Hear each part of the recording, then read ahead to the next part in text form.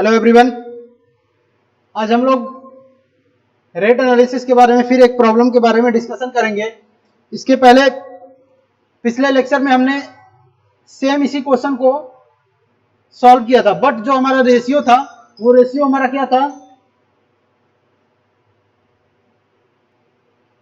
तो जो हमने पिछले लेक्चर में क्वेश्चन सॉल्व किया था उसमें जो हमारा सीमेंट सैंड और बैलास्ट का जो रेशियो था वो कितना था, 1:2:10 का था।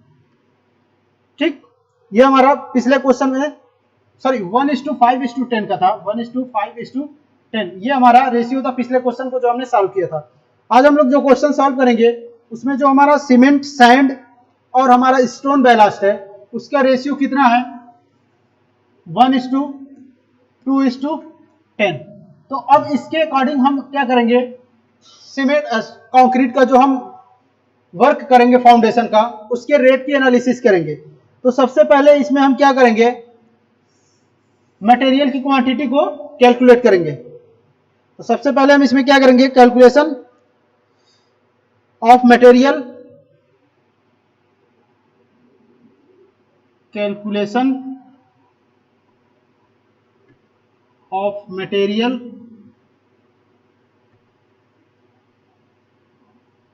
For 10 cubic metre. 10 cubic metre के लिए क्यों सॉल्व कर रहे हैं, क्योंकि क्वेश्चन में बोला क्या है कि जब हम सीमेंट कंक्रीट के फाउंडेशन के वर्क के लिए जो हम रेशियो रखेंगे 1:2:4, तो उसके लिए जो हम कैलकुलेशन करेंगे रेट की एनालिसिस 1 मीटर क्यूब के हिसाब से करेंगे, बट जो हम उसमें वैल्यू लेंगे वो 10 मीटर के हिसाब से। यानी कि जब हम मटेरियल की क्वांटिटी सॉल्व करेंगे उसमें 10 क्यूबिक मीटर के हिसाब से मटेरियल की क्वांटिटी सॉल्व करके लास्ट में जो भी हमारा रेट आएगा उसको 10 से डिवाइड कर देंगे, तो हमें क्या होगा, पर क्यूबिक मीटर का कितना कॉस्ट होगा या रेट होगा ये हमें पता चल जाएगा।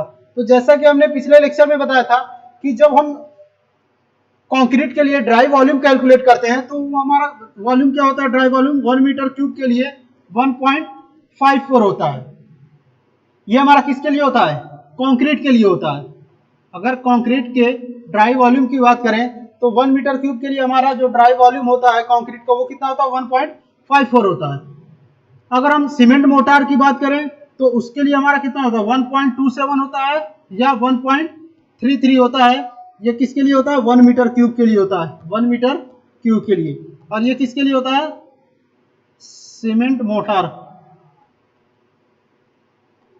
ये हमारा सीमेंट मोटार के लिए होता है। चूंकि अब हम यहाँ पे कंक्रीट का वर्क कर रहे हैं तो कंक्रीट के लिए हमारा ड्राई वॉल्यूम 1 मीटर क्यूब के लिए कितना होगा, 1.54 मीटर क्यूब, 1.54 हो जाएगा। अब हम बात करते हैं, चूंकि ये वैल्यू हमारी 1 मीटर क्यूब के हिसाब से, अगर 10 मीटर क्यूब के हिसाब से लिखेंगे तो हमारी वैल्यू कितनी होगी, 15.4। ये हमारी वैल्यू हो जाएगी 10 मीटर क्यूब के लिए। अब हम चूंकि क्वेश्चन हमें किसके हिसाब से सॉल्व करना है, 10 मीटर क्यूब के हिसाब से, तो हम 10 मीटर क्यूब के हिसाब से सॉल्व करेंगे तो कंक्रीट की वैल्यू हमारी ड्राई वॉल्यूम कितना होगा, 15.54 हो जाएगा मीटर क्यूब। अब हम इस क्वेश्चन को सॉल्व करते हैं 10 मीटर क्यूब के लिए हमारा जो सीमेंट सैंड और स्टोन बैलास्ट होगा उसकी क्वांटिटी कितनी होगी। तो सबसे पहले हम सीमेंट की क्वांटिटी कैलकुलेट करते हैं। सीमेंट, क्योंकि हमने फार्मूला एक क्वेश्चन में बताया था कि जब भी हम सीमेंट की क्वांटिटी कैलकुलेट करेंगे तो फार्मूला हमारा क्या होगा, ratio of cement into dry volume divided by addition of ratio. तो फार्मूला हमारा क्या है, ratio of cement into dry volume divided by addition of sum, यानी कि जो रेशियो दिया रहेगा उसका सम। तो रेशियो कितना हमारा सीमेंट का 1 है, 1:2:4 का मतलब क्या हो गया, हमारा 1 प्रोपोर्शन जो है वो सीमेंट का है, 2 प्रोपोर्शन जो हमारा सैंड है और 4 प्रोपोर्शन जो हमारा स्टोन बैलास्ट का है। तो हम इसमें हम रेशियो ऑफ सीमेंट कितना रखेंगे, 1 इंटू ड्राई वॉल्यूम। अभी हमने बताया कि 10 मीटर क्यूब के लिए हमारा कंक्रीट के लिए ड्राई वॉल्यूम कितना होगा, 15.54 मीटर क्यूब। ये हमारा 10 मीटर क्यूब के लिए होगा। 1 मीटर क्यूब के लिए कितना होता है, 1.54 हो जाता है ये वैल्यू हमारी। तो हमें चूंकि क्वेश्चन सॉल्व करा 10 के हिसाब से, तो हम 10 के हिसाब से वैल्यू कंसीडर करेंगे।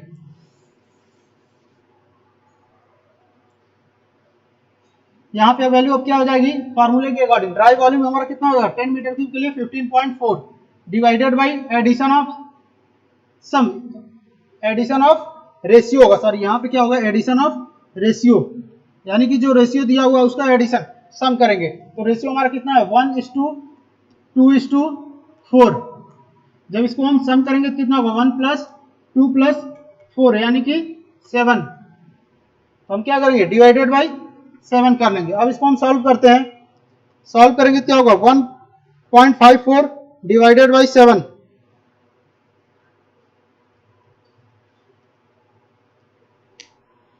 0.22 मीटर क्यूब। ये हमारा क्या हो जाएगा सीमेंट की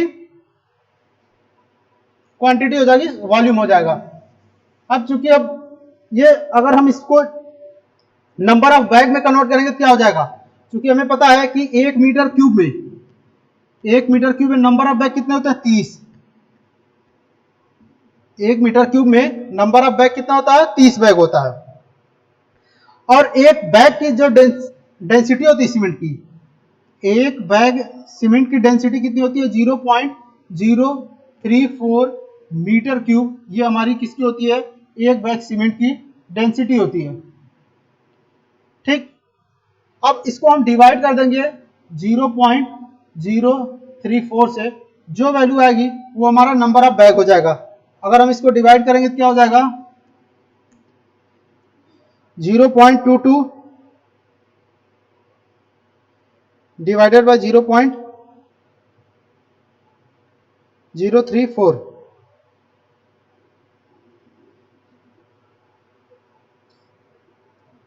ये हमारी वैल्यू आ जाएगी 6।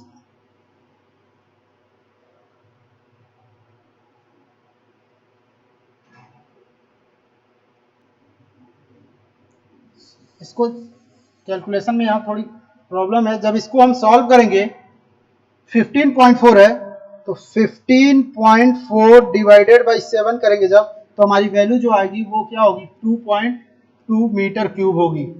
अब जब हम इसको एक बैग सीमेंट की डेंसिटी से डिवाइड करेंगे 0.034 मीटर क्यूब, तो इसमें जो वैल्यू आएगी वो क्या होगा नंबर ऑफ बैग हो जाएगा, यानी कि 2.2 डिवाइडेड बाई 0.034 यानी कि 65 बैग्स।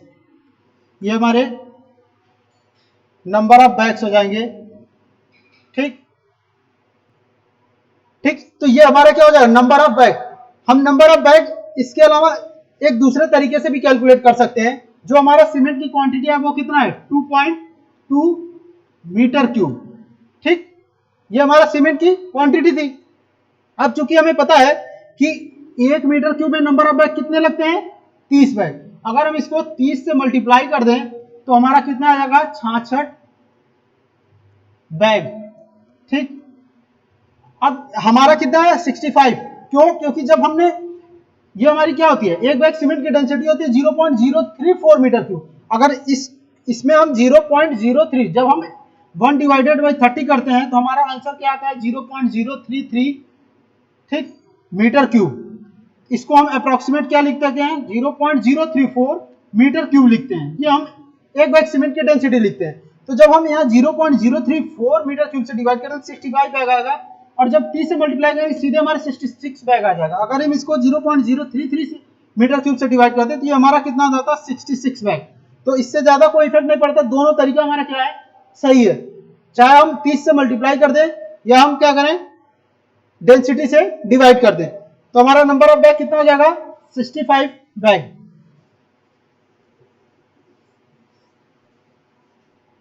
देन उसके बाद हम क्या करेंगे सैंड की क्वांटिटी कैलकुलेट करेंगे। अब सैंड का रेशियो कितना दिया हुआ 2 इंटू हमारा कंक्रीट की ड्राई वॉल्यूम कितनी होती है 10 मीटर क्यूब के लिए 15.4 डिवाइडेड बाई सम किसका जो हमारा प्रोपोर्शन दिया हुआ है 1:2:4 उसका सम, यानी 2 into 15.4 divided by 7 4.4 metre cube. ठीक, ये हमारा सैंड का क्वांटिटी हो जाएगा, वॉल्यूम। अब देन हम क्या करेंगे, सीमेंट हो गया, सैंड हो गया, नेक्स्ट हमारा क्या होगा, stone ballast. Stone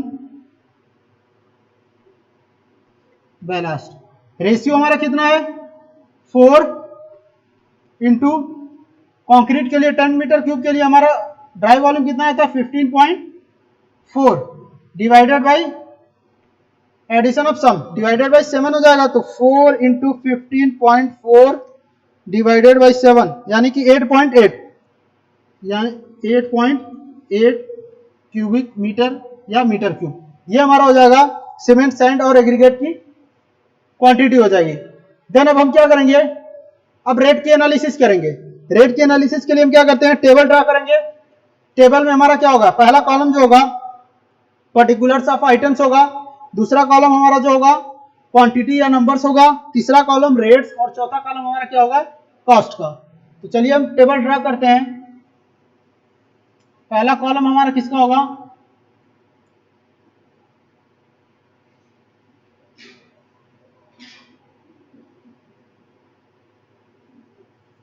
particulars, next हमारा क्वांटिटी या नंबर्स, नेक्स्ट हमारा कॉलम क्या होगा रेट का, और नेक्स्ट हमारा कॉलम कॉस्ट, जो हमारी टोटल कॉस्ट आएगी।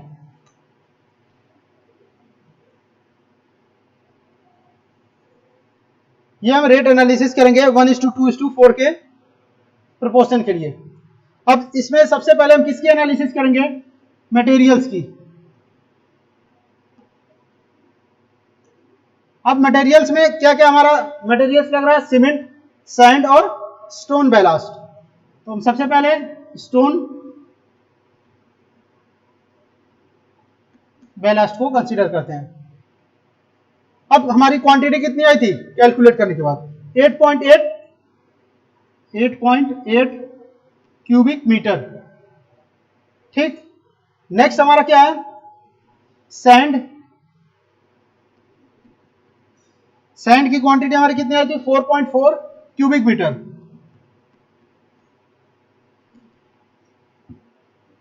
नेक्स्ट हमारा है सीमेंट। सीमेंट कितना है था हमारा, 2.2 क्यूबिक मीटर। जब बैग में कन्वर्ट किया कितना था, 65 बैग्स। ये हमारा नंबर ऑफ बैग हो जाएगा। अब देन इसके बाद हम करंट में हमारा क्या रेट है, इसके हिसाब से हम कैलकुलेशन करेंगे। अब चूंकि हम स्टोन की बात कर रहे हैं, तो हम जो रेट इसमें डिसाइड करेंगे, करंट में जो भी हमारा पीडब्ल्यूडी का शेड्यूल रेट है उसके हिसाब से हम रेट को क्या करेंगे, कंसीडर करेंगे। अब यहाँ पे हम मान लेते हैं कि 1 मीटर क्यूब का जो स्टोन का प्राइस है वो कितना 900 मान लेते हैं। ठीक, नेक्स्ट हम ये रेट जो है पर मीटर क्यूब का है। ठीक, सैंड का हम प्राइस मान ले रहे हैं 700 पर मीटर क्यूब का प्राइस है। सीमेंट के एक बैग का सीमेंट हम प्राइस मान लेना 425 पर बैग, यानी कि एक बैग का प्राइस 425 रुपये है। उसके बाद हम क्या करेंगे, अगर 1 मीटर क्यूब का प्राइस 900 है तो 8.8 मीटर क्यूब का कितना होगा, मल्टीप्लाई कर लेंगे, क्या हो जाएगा 900 इंटू 8.8, 7,920 रुपए। ठीक, इसी तरीके से हम सैंड की कॉस्ट को कैलकुलेट करेंगे। 1 मीटर क्यूब का प्राइस कितना, 700 इंटू करना किसके लिए, 4.4 के लिए 3080। ठीक, 3080 रुपए। अब एक बैग सीमेंट का रेट 425 रुपए है, तो 65 बैग का कितना होगा, 425 गुणे 65, 27,625। ये हमारा सीमेंट का प्राइस हो जाएगा। देन इसके बाद हम क्या करेंगे, टोटल ऐड कर लेंगे, तीनों वैल्यू को ऐड करेंगे, क्या हो जाएगा 7,920 प्लस 3,080 प्लस 27,625, 38,625 ये हमारा टोटल मटेरियल का कॉस्ट हो जाएगा। जो भी हम यहाँ पे रेट डिसाइड करेंगे वो हमारा क्या होगा, करंट में जो भी हमारा मार्केट रेट होगा मटेरियल का, उसके अकॉर्डिंग हम क्या करेंगे, टोटल कॉस्ट कैलकुलेट करेंगे। देन अब मटेरियल कॉस्ट कैलकुलेट करने के बाद हम क्या करेंगे, लेबर का प्राइस कैलकुलेट करेंगे। अब इस वर्क को करने के लिए जो हम सीमेंट कंक्रीट का फाउंडेशन वर्क कर रहे हैं 1:2:4 प्रोपोर्शन का, उसमें कितने मेसन्स वगैरह, कितने लेबर्स मजदूर वगैरह को हम इंक्लूड करते हैं, ये अपने ऊपर डिपेंड करता है। तो हम ये मान लेते हैं कि जो हम इसमें मेसन्स लगा रहे हैं, ठीक, मेसन्स हो गए, मेसन्स के बाद मजदूर,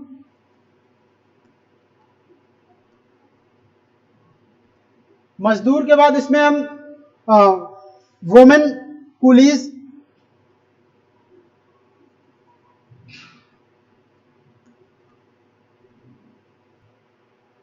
ठीक। अब वुमेन कुली के बाद हम क्या करेंगे, भिस्ती, भिस्ती हम किसको बोलते हैं, जो वाटर को कैरी करते हैं एक जगह से दूसरी जगह तक। और नेक्स्ट हमारा क्या होगा, टूल एंड प्लांट्स का चार्ज हो जाएगा, टूल एंड प्लांट्स। तो टूल एंड प्लांट का जो चार्ज हम ऐड करते हैं वो किसमें हम कंसीडर करते हैं, लमसम में। अब पिछले क्वेश्चन में जब हमने क्वेश्चन सॉल्व कराया था तो इसमें हेड मेसन्स को भी इंक्लूड किया था, और यहाँ पे हमने क्या किया, केवल मेसन को इंक्लूड किया। तो जरूरी नहीं कि हम मेसन या हेड मेसन को रखे ही रखें, ये अपने ऊपर डिपेंड करता है कि हम कितने लोगों को उस वर्क में इंक्लूड कर रहे हैं। तो यहाँ पे हम हेड मेसन ना रख करके सीधे मेसन्स को कंसीडर किए हैं। अब इसमें हम मान ले रहे हैं कि कितने मेसन्स को हम इस वर्क के लिए रख रहे हैं, 2 मेसन। मजदूर कितने हम रख रहे हैं, 6। वुमेन कुली को 4, भिस्ती 2, और टूल एंड प्लांट का जो चार्ज हम लेंगे वो किसमें लेंगे, लंप सम में, ठीक। अब एक मेसन्स का प्राइस करंट में हम ये मान लेते हैं कि 550 रुपए है, क्या, पर डे के हिसाब से, ठीक है। जो मेसन्स का प्राइस है, रेट है, कॉस्ट है, वो कितना है, 550 रुपए पर डे के हिसाब से। जो मजदूर है उसका प्राइस हम मान ले रहे हैं 450 रुपए पर डे, एक दिन में एक मजदूर का प्राइस 450 रुपए। वुमेन्स कुली का 400 रुपए पर डे, उसी तरीके से भिस्ती का 400 रुपए पर डे। और जो हमारा लम सम चार्ज है टूल एंड प्लांट्स का, ये हम मान ले रहे हैं 100 रुपए। ये किसके लिए, लम सम 100 रुपए। तो इस तरीके से एक दिन का कितना प्राइस होगा, एक मिस्त्री मेसन्स का, एक मजदूर का, ठीक। अब चूंकि हम मेसन्स कितने रखे, 2, और एक दिन का प्राइस हमारा कितना है, एक का 550 रुपए, 2 लोग का कितना होगा, 1100 रुपए। उसी तरीके से 450 रुपए हमारा जो है एक मजदूर का पर डे का प्राइस है। तो टोटल कितने वर्क में हम इंक्लूड करें, 6, तो यानी कि 2700 रुपए। देन उसके बाद वुमेन्स कुली 4 है और एक का प्राइस कितना है, 400 रुपए, तो 4 का कितना होगा, 1600 रुपए। उसके बाद भिस्ती जो है, एक का प्राइस 400, और कितने लोगों को हम रखे हैं, 2, यानी कि 800 रुपए, ठीक। और लमसम हमारा कॉस्ट कितना है, 100 रुपए। अब इसके बाद क्या करेंगे, हम जितने मजदूर, मेसन्स या भिस्ती, टूल एंड प्लांट्स का जितना भी हमारा कॉस्ट आया है, इसको हम सबको क्या करेंगे, ऐड करके टोटल कितना हमारा लेबर कॉस्ट है ये हम पता कर लेंगे। टोटल कॉस्ट कितना होगा ये हम क्या करेंगे, ऐड करेंगे सारी वैल्यू को, 1100 प्लस 2700 प्लस 1600 प्लस 800 प्लस 100, 6300 रुपए। टोटल लेबर कॉस्ट हमारा कितना हो जाएगा,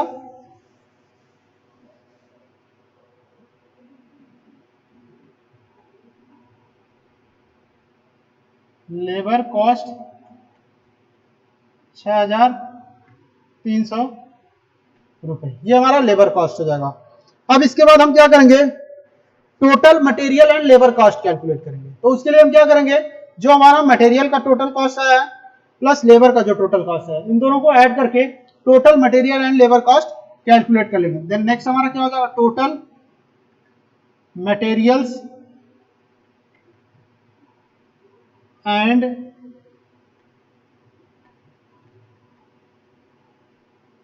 लेबर कॉस्ट।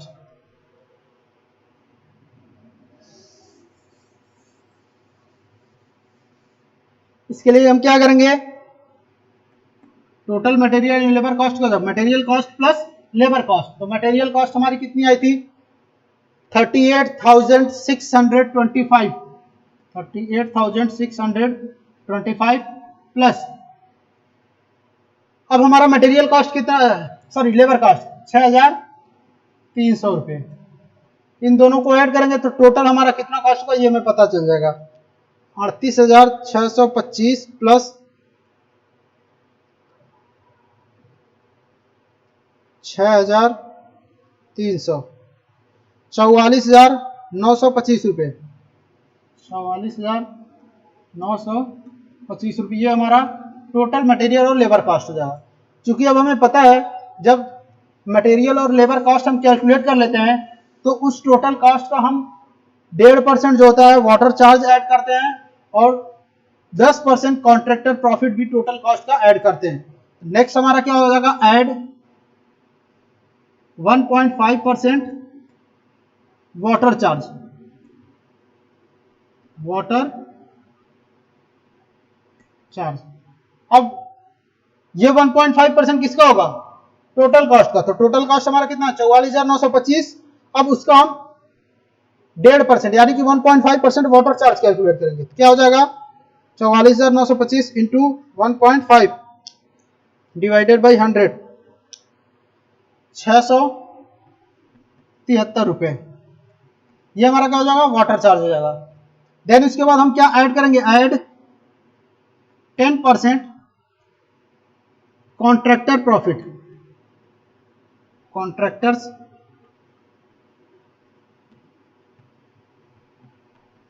प्रॉफिट।